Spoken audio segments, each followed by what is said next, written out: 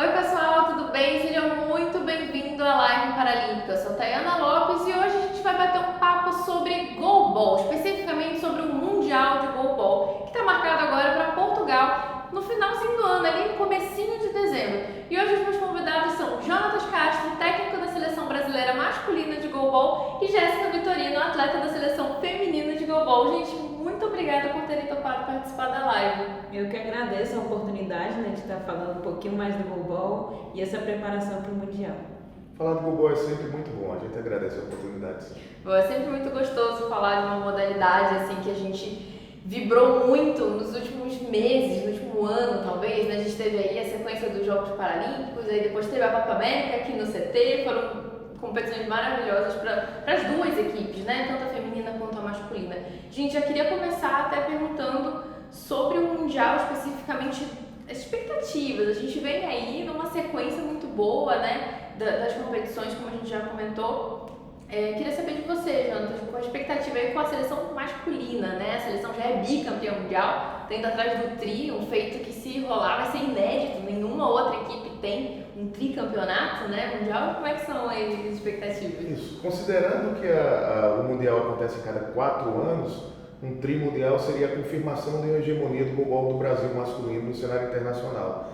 O cenário internacional que é parelho, não é tão fácil ser campeão mundial, mas o trabalho ao longo do tempo que o Brasil vem desenvolvendo, junto com o CPB, a Confederação Brasileira de Desportos e Deficientes Visuais, vem desenvolvendo e dando esse suporte, tem trazido resultados. Claro, com o grande talento que os meninos do Brasil têm, afinal são bicampeões mundiais, são atuais campeões paralímpicos, e a expectativa é grande. A expectativa é que a gente possa sim confirmar esse favoritismo, possa sim estabelecer essa hegemonia. Não vai ser um desafio fácil, é muito difícil, mas a expectativa é grande porque é um time experiente, um time acostumado a vencer. Sim, você apontaria aí algumas seleções que estão aí, vão dar um trabalho para Sim, sim. Tradicionalmente a Lituânia é o grande concorrente, é uma escola de tradição. A Turquia vem muito forte, a gente pôde perceber recentemente, e a Alemanha também não se descarta. Então, assim, vai ser um mundial bem parelho, mas a gente acredita no nosso potencial. Bom, aí Jéssica, você está indo para o seu segundo mundial, né, de goalball. Queria saber quais são as suas expectativas para esse ano. Então, a gente, em 2018, conseguimos conquistar a inédita medalha, de bronze, e com certeza a gente quer o melhor, o melhor lugar no pódio, conseguir a vaga para as Paralimpíadas, que é também fundamental, que vai concorrer o primeiro e o segundo lugar, nesse mundial. E assim, a preparação da seleção feminina tem sido muito bom, tem cada dia melhorado bastante. A gente conseguiu agora no campeonato em Ankara, onde a gente conseguiu ganhar da atual campeã paralímpica, a Turquia. Bicampeã, né? Bicampeã. Caramba. Então, assim, a gente está no caminho certo da preparação. Hoje a gente está numa fase de treinamento participando junto com Israel. Então, assim, o trabalho está sendo feito, com a ajuda de toda a comissão técnica também tem sido fundamental. Bom, bem legal. Até aproveitando isso que você falou de Israel, dessa fase de treinamento, queria saber como é que está sendo aí essa experiência para vocês, treinando aí junto com uma outra equipe forte também, que até deu uma olhadinha lá nos treinos, tá? A galera que arremessa forte e rápido. Como é que tá aí essa fase? Então, Israel, é uma equipe, sim, um adversário também, competente, para chegar no Mundial bem forte. Então, assim, a oportunidade de estar jogando contra elas, isso é o fundamental, A gente está se dedicando principalmente na defesa, para estar analisando, como elas chegam com a agressividade da bola, o tipo de bola, Então, a gente tem observado isso e também os defeitos da equipe adversária, que isso é o fundamental, para a gente poder chegar lá no Mundial e aproveitar também. Com certeza. E, Jonathan, até aproveitando o que a Jéssica falou, da classificação para os Jogos, para Paris 24. No masculino também funciona assim? Os dois primeiros garantem a vaga? Como é que está esse rumo aí, Paris 24, para a seleção masculina? Também no Mundial, para o masculino, os dois finalistas já garantem as primeiras vagas aí para Paris 2024, sim. Competição super importante, né? Sim. Já garantir tirar isso da frente para o ano que vem já está um pouco mais tranquilo. Não só para o ano que vem está mais tranquilo, mas para o restante do ciclo, porque aí a gente consegue fazer mais experiências, convocar mais atletas para as fases de treinamento, porque quando a gente já está classificado, a gente consegue manejar melhor as competições intermediárias. Se não classificar, a gente precisa estar com força máxima em todas as competições, porque a gente vai precisar classificar mais à frente e vai ficando cada vez mais afunilado, né? Cada vez menos vagas em disputa. Então, a classificação mais cedo, a classificação no Mundial dá essa tranquilidade para a comissão técnica também. Boa, e se não rolar, que a gente está confiando que vai rolar para as duas seleções, mas caso não aconteça, qual é a próxima chance de classificação para o Brasil? Há mais uma vaga no Parapan, apenas uma vaga só para o campeão. Só o campeão. Isso. Caramba. E há uma última vaga, o momento do desespero para todas as seleções, que é um mundial aberto, disponível apenas para quem não está classificado, mas aí todas as seleções que não estão classificadas podem participar, valendo apenas uma vaga também, em 2024 já isso. Caramba, já bem em cima ali, Isso. aí já tira realmente isso da tranquilidade, né, que você falou, porque já precisa disputar ali todos os eventos e ficar ali na ansiedade Isso. também, né, nessa, ai meu Deus, vai conseguir, não vai. E aí você começa a fazer conta também, quem já classificou, porque aí não vai Sim. entrar no Mundial para traçar as estratégias a partir do caminho que se desenha. Sim, e o Mundial esse ano ele foi adiado, como eu comentei aqui no começo, né, era para ter sido em junho, não é isso? Junho. E agora vai acontecer no final do ano, então 6 meses ali de diferença. Então eu queria começar a falar, Jéssica, o quanto isso impactou aí vocês nessa preparação, tanto psicológico realmente, de tipo, ai, não vai ter um Mundial, ai, mas vai ter no final do ano, ai, não se sabe, esse vai, não vai, até lembra um pouco os Jogos de Tóquio, né? Vai ser cancelado, vai ser adiado, quando que vai ser, como é que vai ficar? Como é que foi pra você, Jéssica? Então, pra mim, assim, mexeu bastante assim, na questão psicológica, né? Que você fica assim, entre um nível de ansiedade, porque você terminou ali a Copa América, né, no início do ano. Então já tava com outro foco, que era o Mundial, né? Que a gente conseguiu a vaga, né, pro Mundial, na Copa América. E aí a gente esperando aquela data sair, aí cancela, né? E não chega aquela data, e a ansiedade, eu falei, não, gente, espero que saia essa data pra gente ter uma forma também de trabalhar, porque a gente, quando chega a data certa, a gente tem período de preparação para isso, para aquilo, para o físico, né? Para a questão da academia, então tem todo um preparo, né? Ah, vamos trabalhar força agora, vamos trabalhar explosão, e a gente não tinha como trabalhar dessa forma. E teve um lado bom também, né? Porque foi mudança de comissão técnica, né? Eu acho que isso ajudou também a comissão técnica a se incluir mais, né? Dentro do grupo, né? Com a equipe, né, tem a socialização entre as meninas e a comissão técnica, então isso ajudou muito também com esse espaço de tempo. Sim, eu vou aproveitar o gancho da Jéssica para falar exatamente disso. Janto, você, na nossa última live, você era o técnico da seleção feminina, e agora você está com a seleção masculina. Como é que foi, está sendo, né, esse período aí de transição com a seleção masculina, já chegando numa seleção que está buscando um tricampeonato mundial, com o peso de ser campeã paralímpica? Como é que está sendo esse momento para você? Primeiro, eu até gostaria de agradecer a Alessandro, o professor Alessandro Tozinho, foi muito generoso comigo, né, ao se despedir da seleção, ele foi muito generoso comigo, é um grande amigo que tem dentro do Gobol, já aproveito para mandar um grande abraço para ele. Torce por a gente, me liga, a gente conversa, ele é um grande fã, continua sendo um grande torcedor do Gobol brasileiro. E foi desafiador pelo seguinte: primeiro, ninguém ia recusar um convite para ser técnico do melhor time do mundo. Eu já era técnico do melhor time do mundo feminino, com as meninas, só faltam ainda os resultados. Mas elas têm muita capacidade para isso, eu sempre disse isso para elas. Jéssica é testemunha. E aí eu fui assumir essa missão no masculino. E aí o desafio foi girar a chave de como estudar Gobol, porque o Gobol masculino e feminino, apesar de serem a mesma modalidade, apresenta grandes diferenças de estratégias, né? Porque o ritmo do jogo é outro, a velocidade da bola é outra. Então, assim, eu estudava muito o Gobol feminino internacional e me permitia ser um torcedor do Gobol brasileiro masculino. E agora eu estou torcendo para as meninas, sou um grande entusiasta, mas agora eu preciso estudar com mais dedicação o Gobol masculino. E eu confesso que eu não fazia isso com tanta frequência porque eu era torcedor, não era analista. Se permitia dar uma relaxada ali na hora do masculino. Isso, eu não era analista, não era comentarista, narrador, nada disso. Eu estava só na torcida mesmo pelos meninos. E aí o desafio foi esse, né? Girar essa chave, aprender a estudar o Gobol masculino, e aí as coisas estão se encaixando.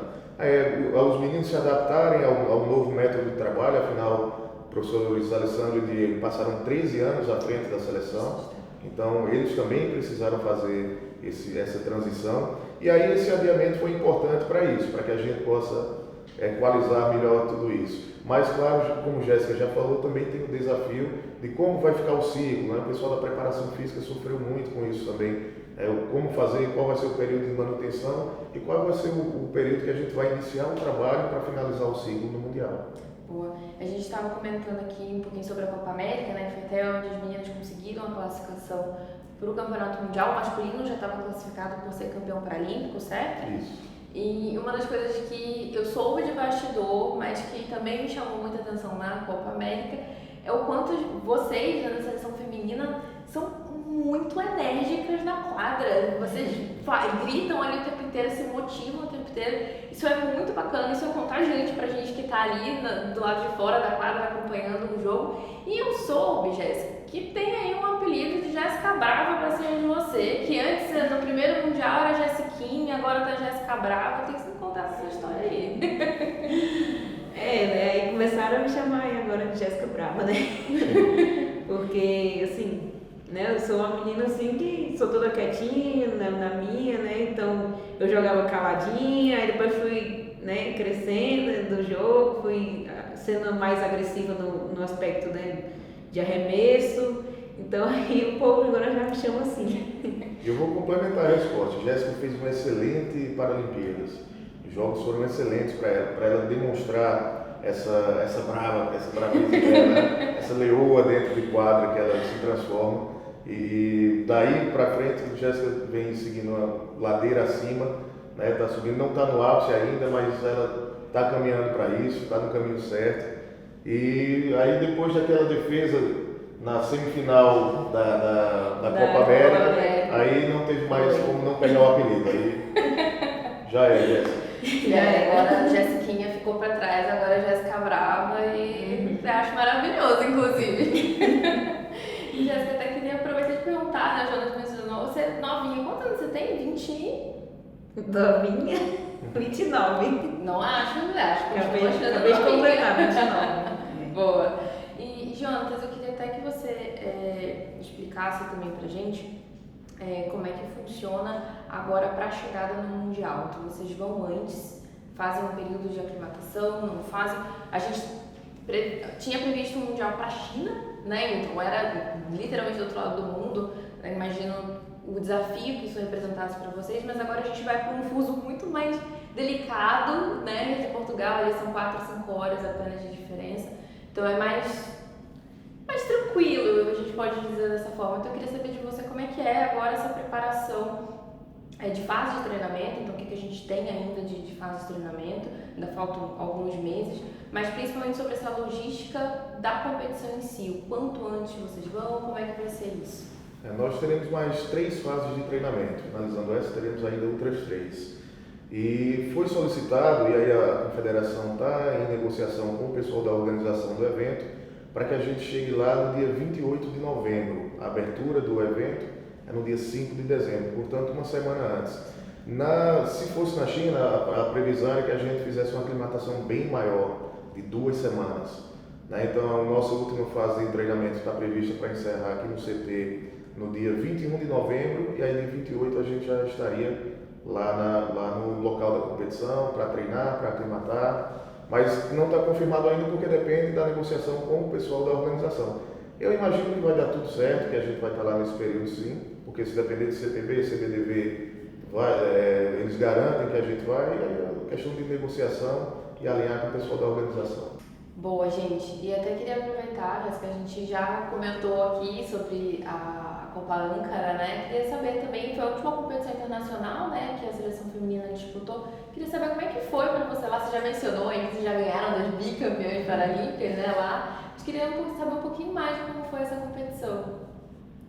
Essa competição, né, foi importante, né, porque a gente enfrentou, né, Japão, né, Turquia, uma das principais, né, seleções, né, hoje que vão estar no Mundial também, né, e assim foi uma oportunidade, né, de poder rodar as meninas, né, todos jogarem, todos sentirem ali o tipo de bola, né? Eu acho que o professor soube, né, fazer essa rodagem, porque a gente precisa das 6, né? As 6 estão preparadas, as 6 estão preparadas para qualquer jogo. Então essa preparação foi fundamental, né?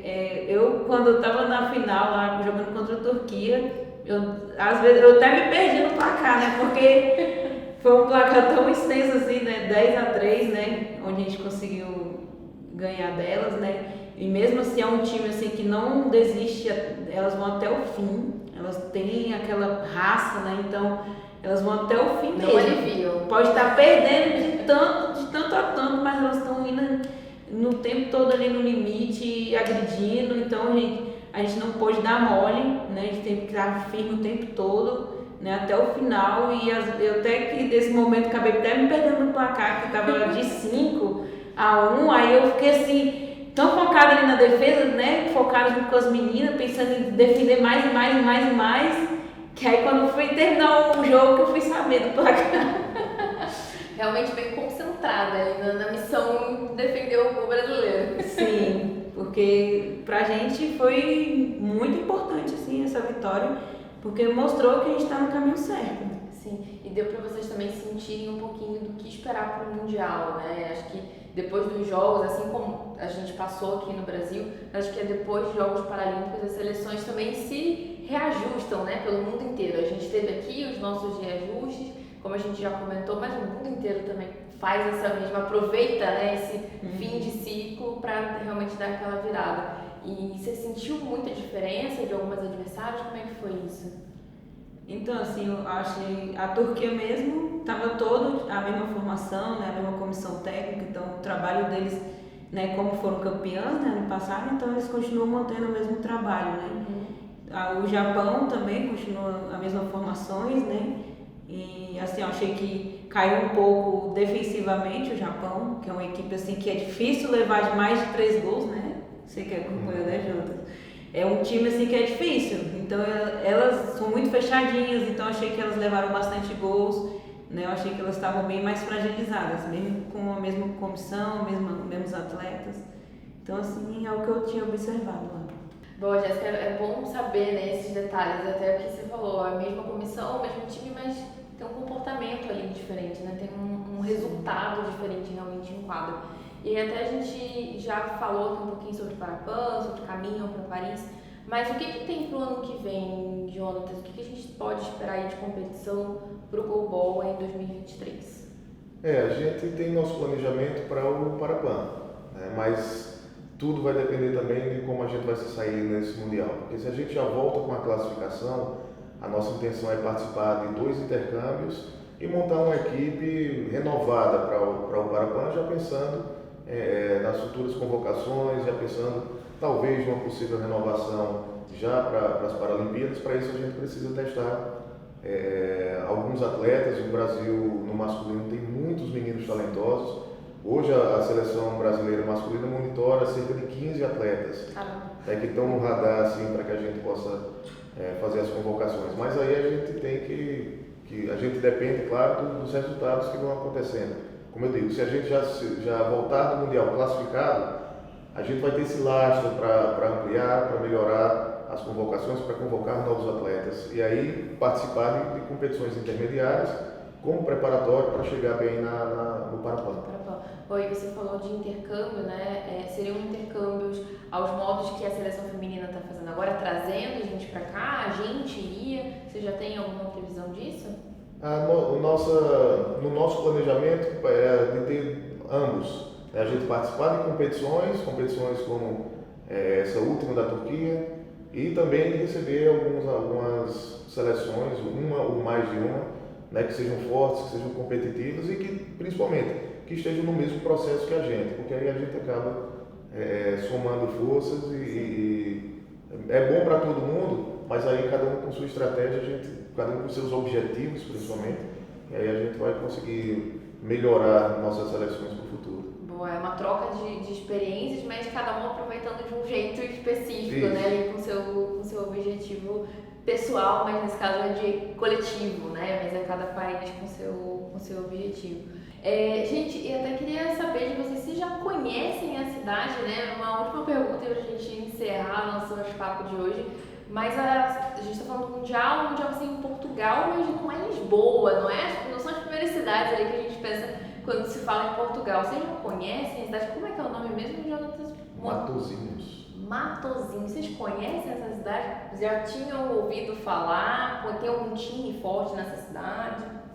O goalball português ele não é tradicional no cenário internacional, né? Então eles estão na Europa você tem Série A, Série B e Série C de seleções.